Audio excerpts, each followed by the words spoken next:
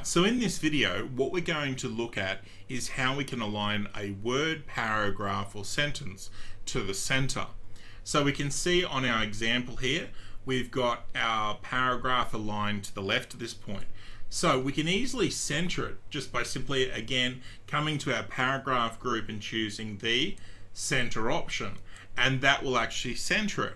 However, once again, shortcuts are much more effective. So if you want to align a paragraph to the center, we just simply go Control E, and that will align it to the center. To align it back to where it was, to the left, we just go Control L. So to align to the left, it is Control L. To align to the center, it is Control E. Very simple to use. Alright, that's it for this video. If you like this video, please subscribe to our channel.